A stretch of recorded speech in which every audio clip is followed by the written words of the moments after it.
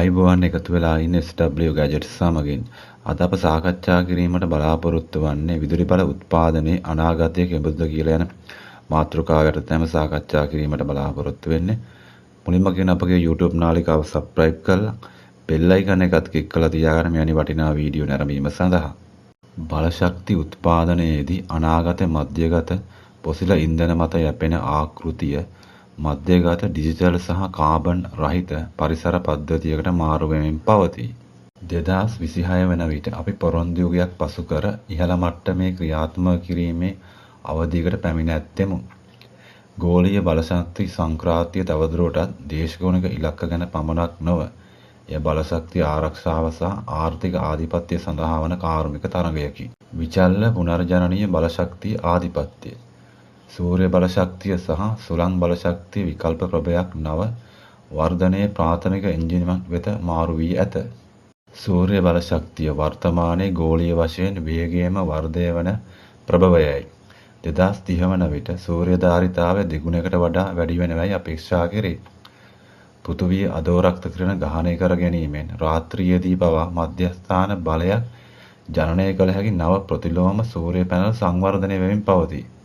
Smart ජාලකය සහ AI අනුවාදය විශාරද වෙනස වන්නේ අපි බලය නිපදවන ආකාරය පමණක් නොව ඒ කළමනාකරණයේ ආකාරයයි.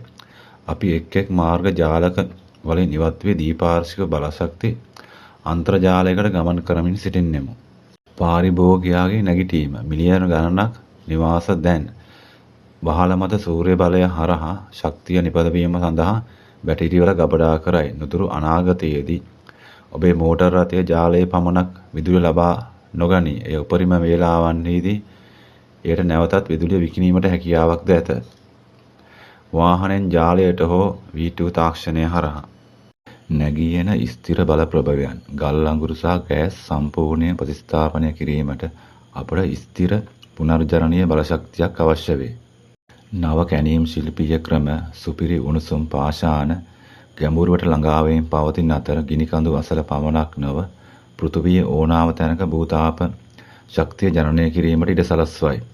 හයිඩ්‍රජන් සහ දිගුකාලීන ගබඩා කිරීම, බර නැව්ගත කිරීම සහ වාහන නිෂ්පාදන සඳහා හරිත හයිඩ්‍රජන් අනාගතයේ ඉන්ධනයක් ලෙස ස්ථාපනය කර ඇති අතර ප්‍රවාහ බැටරි පැය ගණනක් නොව දින හෝ සති ගණනක් පුනර්ජනනීය බලශක්ති ගබඩා කිරීමට සඳහා යොදවනු ලැබේ.